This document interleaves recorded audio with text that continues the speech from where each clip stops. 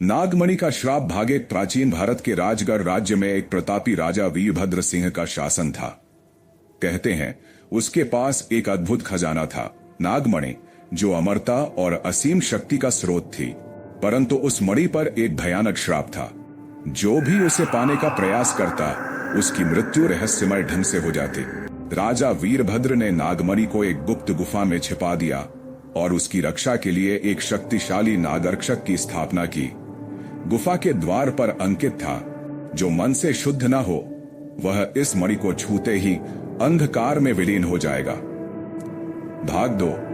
वर्तमान का खोजी। वर्तमान समय में आरव नामक एक युवा खोजी, जो ऐतिहासिक धरोहरों और रहस्यों में रुचि रखता है, एक पुरानी पुस्तक के माध्यम से नागमणि की जानकारी प्राप्त करता है। रातों को उसे एक रहस्यमय नागिन सपनों में दिखाई देती है, जो कहती है, मणि को खोजो, तभी तुम्हारी नियति पूरी होगी।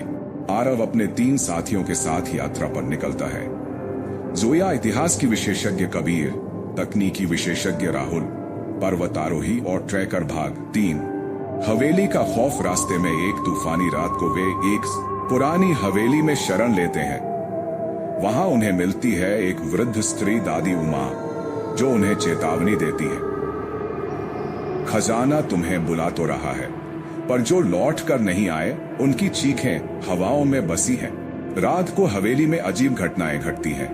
खून से सने हाथों के निशान, आत्माओं की चीखें और एक भूतनी जो आरव को पहचानती है। डर और सस्पेंस से भरा यह उनका पहला पड़ाव है। भाग 4। तांत्रिक की भविष्यवाणी। दादी उमा उन्हें अग्नि बाबा नामक एक तांत्रिक के पास भेजती हैं, जो बताता है कि नागमणि पाने के लिए 3 रहस्यमयी ताबीज, तालिस्मैन इकट्ठा करने होंगे। नागनेत्र, जो सत्य और असत्य में अंतर करता है। विषधारा, जहरीला पात्र जो केवल शुद्ध हृदय से सुरक्षित होता है। चंद्र मुद्रिका, एक अंगूठी जो केवल चंद्र प्रकाश में कार्य करती है।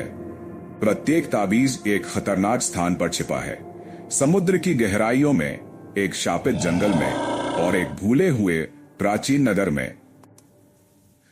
भाग 5। ताबीज की तलाश। चारों दोस्त जीवन मरण के खेल से गुजरते हैं। समुद्र में एक जल आत्मा से लड़ाई, जंगल में शापित राक्षसों का सामना और प्राचीन नगर में भूतिया सैनिकों की सेना। आखिरकार वे तीनों ताबीज प्राप्त करते हैं, लेकिन कबीर नागमणि के लोभ में फंस जाता है। उसका मन धीरे धीरे अंधकार में डूबने लगता है। भाग 6। नागगुफा और अंतिम परीक्षा। तीनों ताबीज लेकर वे एक पहाड़ी के नीचे स्थित नागगुफा तक पहुंचते हैं। वहां उनका सामना होता है एक विशालकाय नाग से, नागरक्षक, जो नागमणि की रक्षा करता है। नागरक्षक कहता है, जो लोभ में अंधा हो वह मणि को देख भी नहीं सकता, जो त्याग कर दे वही इसका अधिकारी है।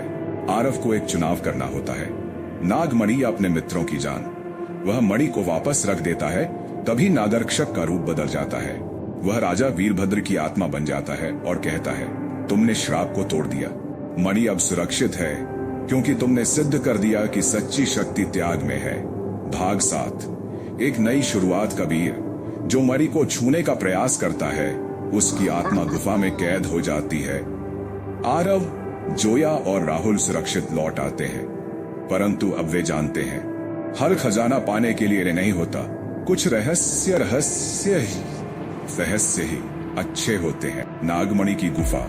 रहस्यमय अंधेरी गुफा, जिसमें नाग के आकार का दरवाजा है और उसके पास नागमणि चमक रही है। नागमणि मिलने के बाद सब शांत नहीं हुआ था, बल्कि एक नई हलचल शुरू हुई थी। एक ऐसी गूंज जो केवल आरव जैसे चुने हुए लोगों को सुनाई देती थी। रात को जब आरव सोता तो उसे एक सपना बार बार आता। एक सुनहरी पोशाक में एक राजा, जिसकी आंखों में पीड़ा और चेतावनी दोनों थे, आरव की ओर हाथ बढ़ाकर कहता, कालखंड द्वार खोले जाने वाला है, रक्षक बनो या सर्वनाश देखो। एक दिन जब आरव उसी प्राचीन मंदिर में फिर से गया, मंदिर की एक दीवार अचानक कंपन करने लगी और एक गुप्त द्वार खुला। अंदर अंधेरा, धूल और दीवारों पर प्राचीन नागलिपि में कुछ लिखा हुआ था। वहीं उसे मिला कालखंड का ग्रंथ, जिसमें वर्णन था नागमणि के असली रहस्य का। लिखा था, नागमणि केवल एक चाबी है, असली खजाना सर्पवंश का राजधन है जो काल के पार छुपा है। ग्रंथ के साथ ही 4 प्रतीकों की छवि उभरी। अग्नि, जल, वायु और मृत्यु। हर प्रतीक एक शक्ति का प्रतिनिधित्व करता था और केवल उन्हीं 4 शक्तियों के एकत्र होने पर ही कालखंड द्वार खोला जा सकता था। लेकिन जैसे ही आरव ने ग्रंथ को छुआ, वातावरण में अजीब कंपन हुआ।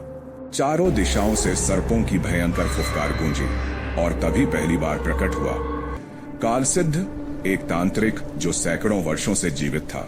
वह बोला, तू मेरा मार्ग रोक नहीं सकता रक्षक, यह शक्ति अब मेरी होगी।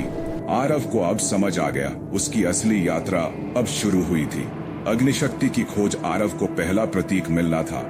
अग्निशक्ति जिसका रहस्य छुपा था काला ज्वाला गुफा में, एक ऐसा स्थान जहां वर्षों से कोई जीवित नहीं लौटा।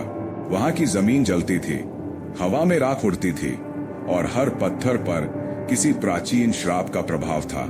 गुफा के अंदर वह लौ के बीचों बीच पहुंचा जहां एक अग्नि राक्षस उसका इंतजार कर रहा था, जिसकी आंखें धकती आग से और शरीर राख व अंगारों से बना था। उस राक्षस ने कहा, बलिदान दिए बिना कोई शक्ति नहीं मिलती, तुम क्या त्याग सकते हो आरव? आरव ने अपने जीवन की सबसे कीमती चीज उठाई, अपने पिता का लॉकेट जो उसे विरासत में मिला था। उसने उसे अग्नि में समर्पित कर दिया। आग शांत हो गई। राक्षस मुस्कुराया, तुमने पहला चरण पार कर लिया है रक्षक, अग्नि शक्ति अब तुम्हारी है।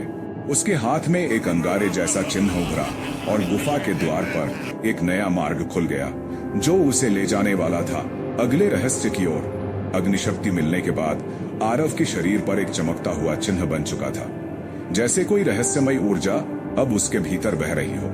कालखंड ग्रंथ के अगले पृष्ठ ने उसे बताया, दूसरी शक्ति है जल शक्ति, जो छुपी है एक डूबे हुए नगर नीलपुर में, जहां कभी सर्पवंश का एक शक्तिशाली जल मंदिर हुआ करता था।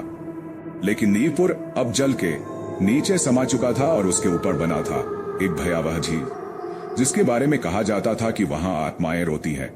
आरव माया जो प्राचीन लिपियों की जानकार थी और नील उसका तकनीकी साथी एक पुरानी नाव से झील की ओर निकले। झील में उतरते ही ठंडी हवा में एक सिहरन दौड़ गई। पानी स्थिर था लेकिन उसकी सतह के नीचे कुछ हिलता हुआ दिखाई दे रहा था। जब वे झील के बीच पहुंचे तो नाव अचानक थरथराने लगी और फिर सब कुछ डूब गया। आरव ने आंखें खोली। वह अब पानी के अंदर था लेकिन सांस ले पा रहा था। सामने खड़ा था जल मंदिर, एक नीले पत्थरों से बना भव्य भवन जिसके चारों ओर भूतों जैसी आकृतियां तैर रही थीं। एक गूंजती हुई आवाज आई, तुम्हें जल शक्ति चाहिए? तब जल की आत्माओं को मुक्त करो। जल मंदिर के अंदर आरव को कई पजल्स और पुराने राक्षसी पहरेदारों से गुजरना पड़ा। हर पजल एक आत्मा को मुक्त करता, लेकिन अगर वह असफल होता तो आत्मा उसे अपने साथ खींच ले जाती। माया की मदद से आरव ने आत्मा का दर्पण नामक यंत्र खोजा, जिससे वह आत्माओं को उनके पुराने जीवन की याद दिलाकर मुक्त कर सकता था। मंदिर के गर्भगृह में एक नीली ज्वाला में जल शक्ति की मूर्ति रखी थी।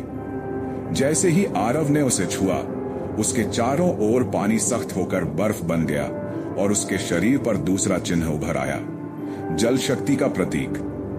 लेकिन उसी समय पीछे से काल सिद्ध की हंसी गूंजी, बहुत अच्छे आरव, मेरे लिए रास्ता साफ करते चलो, अगले पड़ाव पर मिलते हैं। जहां हवा भी धोखा देती है, आरव ने अब जान लिया, हर शक्ति जितनी बड़ी थी उसका दुश्मन भी उतना ही करीब आता जा रहा था। वायुपुत्र का शिखर युद्ध जल शक्ति प्राप्त करने के बाद आरव के शरीर पर 2 चमकते प्रतीक बन चुके थे, एक अग्नि का और एक जल का। उसकी आत्मा में एक नई ऊर्जा थी, लेकिन साथ ही था एक अजीब डर, क्योंकि अब उसका अगला पड़ाव था शून्य शिखर, जहां छुपी थी तीसरी शक्ति वायु। शून्य शिखर हिमालय की सबसे ऊंची और सबसे रहस्यमयी चोटी थी, जहां इंसान की यादें हवा में बिखर जाती थीं और सोच खो जाती थी। आरव, माया और नील तीनों हिम्मत करके उस बर्फीली चढ़ाई पर निकले। रास्ता कठिन था, ठंडी तेज हवा में शरीर जमने लगा था। एक ऊंचाई पर पहुंचने के बाद उन्हें दिखाई दी एक पुरानी गुफा, जिसके द्वार पर लिखा था, यहां वही प्रवेश पाएगा जो अपने अस्तित्व को भूल सके।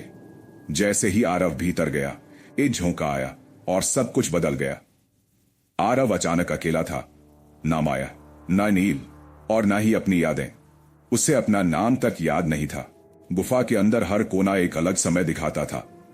कहीं उसका बचपन, कहीं उसके पिता का चेहरा, कहीं वो दृश्य जब वो पहली बार नागमणि के श्राप से टकराया था।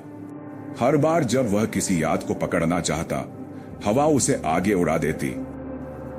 वहां से निकलने का सिर्फ एक तरीका था, सभी यादों को त्याग देना और खुद को हवा के हवाले करना। और आरव ने यही किया। उसने खुद को गुफा की हवा में छोड़ दिया। उसका शरीर हवा में बिखर गया, लेकिन अगले ही पल वह दोबारा एक नए रूप में प्रकट हुआ, तीसरी शक्ति के साथ। अब उसके सीने पर तीसरा चिन्ह चमक रहा था, वायुपुत्र का चिन्ह। लेकिन तभी हवा में एक आकृति बनने लगी, वही कालसिद्ध। इस बार वह और भी शक्तिशाली लग रहा था। उसके हाथ में था एक काला नागमणि जैसा पत्थर जो नकारात्मक ऊर्जा से भरा था। कालसिद्ध बोला, अगली शक्ति मृत्यु है रक्षक, और वहां मैं नहीं, तुम्हारा अतीत तुम्हें मारेगा। आरव अब समझ गया था, अंतिम शक्ति सिर्फ किसी जगह पर नहीं, बल्कि उसकी आत्मा की सबसे गहरी परतों में छुपी है। 3 शक्तियां हासिल करने के बाद आरव को खुद पर और अपने भाग्य पर एक अजीब विश्वास हो चला था, लेकिन साथ ही उसकी आत्मा में एक गहरा डर भी घर कर गया था, क्योंकि अगला पड़ाव था मृत्यु घाटी। एक ऐसा स्थान जहां आत्माएं भटकती हैं और हर व्यक्ति को अपना सबसे बड़ा डर जीना पड़ता है। कालखंड ग्रंथ के अनुसार मृत्यु शक्ति वही पा सकता है जो मृत्यु को स्वीकार करे और उससे जीत न सही पर संतुलन पा सके। आरव, माया और नील ने एक प्राचीन गांव से रास्ता पकड़ा, जहां लोगों ने बताया मृत्यु घाटी में जो गया लौटकर कभी खुद जैसा नहीं रहा। तीनों जब घाटी की ओर बढ़े तो हवा भारी हो गई, आकाश लाल रंग में रंगने लगा और हर दिशा से एक ही मंत्र की आवाज आने लगी, मृत्यु सत्य है पर वो अंत नहीं। घाटी के प्रवेश द्वार पर ही नील गायब हो गया। माया की आंखों में डर था, लेकिन उसने आरव का हाथ नहीं छोड़ा। अंदर प्रवेश करते ही आरव एक धुंध से भरी दुनिया में चला गया, जहां सब कुछ स्याह था। वहां उसे दिखा उसका पिता, वही जो बचपन में नागमणि की खोज में गया था और लौटकर नहीं आया। वो जीवित था, लेकिन भूत की तरह। उसने आरव की ओर देखा और कहा, तू भी मेरी तरह इस खोज में मर जाएगा, छोड़ दे। ये सब आरव की पर उसी क्षण माया की आवाज गूंजी, याद रखो, मृत्यु से भागो नहीं, उसे समझो। आरव ने हिम्मत जुटाई, अपने पिता को गले लगाया और कहा, अगर तेरा अंत इस शक्ति की वजह से हुआ तो मैं उसका उपयोग जीवन के लिए करूंगा, मृत्यु के नहीं। और जैसे ही उसने यह कहा, चारों ओर की धुंध छटने लगी। उसके सामने एक काली मूर्ति प्रकट हुई, जिसके माथे पर मृत्यु का निशान था। वहीं से निकली एक छोटी सी राख जैसी चिंगारी, जो आरव के हृदय में समा गई। अब उसके शरीर पर चौथा चिन्ह था, मृत्यु शक्ति। आरव बेहोश होकर गिर पड़ा। जब आंखें खुली, वह एक समतल भूमि पर था और उसके सामने था कालखंड द्वार। चारों शक्तियों की ऊर्जा अब उसके भीतर थी। नागमणि, जो अब तक एक रहस्य था, अब उसे बुला रहा था। लेकिन दरवाजा खुलने से पहले पीछे काली आंधी गूंजने लगी और उसमें से निकला कालसिद्ध, पूरी तरह से अंधशक्ति में बदला हुआ, जिसका शरीर अब नागों और मानव के बीच का था। वह बोला, अब यह खेल खत्म होगा रक्षक, या तो नागमणि मुझे मिलेगी या सब समाप्त हो जाएगा। और अंतिम युद्ध चारों शक्तियां अब आरव के भीतर थी, अग्नि, जल, वायु और मृत्यु। उसके शरीर पर 4 प्राचीन प्रतीक चमक रहे थे और उसके सामने खड़ा था कालखंड द्वार, एक विशाल पत्थर का दरवाजा जिस पर नागों की मूर्तियां खुदी थीं और मध्य में चमक रहा था नागमणि का चिन्ह। लेकिन जैसे ही आरव ने आगे बढ़कर द्वार पर हाथ रखा, जमीन थरथराने लगी, आकाश पर काली बिजली दौड़ने लगी और वहीं सामने प्रकट हुआ कालसिद्ध। अब कोई साधारण तांत्रिक नहीं, बल्कि एक अर्धनाग, जिसके शरीर से शापित नागमणि की काली ऊर्जा फूट रहे थे। उसने गरजते हुए कहा, धर्म, न्याय, रक्षक, ये सब सिर्फ कहानियां हैं, सच्चा शक्ति वही है जो काल को जीत सके। अब वो शक्ति मेरी होगी। और तब शुरू हुआ महायुद्ध। कालसिद्ध ने नागमणि की काली छाया से भयानक राक्षसों को बुलाया, जिनके शरीर धुएं और हड्डियों से बने थे। आरव ने अग्नि शक्ति से अग्निवलय बनाया, जल शक्ति से उन राक्षसों को बहाया, वायुपुत्र की गति से हमला किया और अंत में मृत्यु शक्ति से एक ऐसा मंत्र बोला जिससे आत्माएं मुक्त होने लगी। लेकिन काल सिद्ध हंस रहा था। उसने कहा, तू मेरा कुछ नहीं बिगाड़ सकता जब तक तू मुझे नहीं मारता, और मृत्यु का स्पर्श तुझ में है, तेरा ही अंत तुझे रोकता है। आरव समझ गया, काल सिद्ध को हराने के लिए उसे खुद को दांव पर लगाना होगा। वह नागमणि के पास गया और उसने मंत्र बोलकर अपनी सारी शक्तियों को उसमें प्रवाहित कर दिया। द्वार खुल गया और उसमें से निकली असली नागमणि, एक शुद्ध नीली जीवित ऊर्जा से भरी हुई। आरव ने उसे उठाया और जैसे ही उसने काल सिद्ध की ओर बढ़ाया, नागमणि से तेज प्रकाश निकला जिसने काल सिद्ध की काली शक्ति को भस्म कर दिया। आकाश में रोशनी फैल गई, नागों की आत्माएं शांत हो गई, श्राप समाप्त हो गया। लेकिन नागमणि की शक्ति बहुत अधिक थी। आरव का शरीर धीरे धीरे प्रकाश में बदलने लगा। माया भागी चीखी, आरव रुको, तुम वापस आ सकते हो। पर आरव मुस्कुराया। उसने कहा, मुझे जाने दो, मैं अब इस शक्ति का रक्षक नहीं बल्कि इसका हिस्सा बन चुका हूँ। अंतिम चमक में आरव का शरीर नागमणि के साथ एक हो गया और द्वार हमेशा के लिए बंद हो गया। सालों बाद उसी पहाड़ पर एक बच्चा खड़ा था। उसके हाथ में वही ग्रंथ था और उसकी आंखों में चमक थी। उसने पूछा, माँ, क्या आरव वाकई में था? माया यानी उसकी माँ ने मुस्कुराते हुए कहा, आरव कहीं गया नहीं। वो अब हर उस इंसान में है जो सत्य, साहस और बलिदान का रास्ता चुनता है। और नागमणि अब फिर से इंतजार में है। अगर आपको ऐसी रहस्यमयी और डरावनी कहानियां पसंद हैं, तो हमारे YouTube चैनल मोरल स्टोरीज को सब्सक्राइब जरूर करें और हाँ, उस बेल आइकन को भी दबा देना, क्योंकि अगली बार जब कोई खतरनाक राज खुलेगा तो आप तैयार रहना।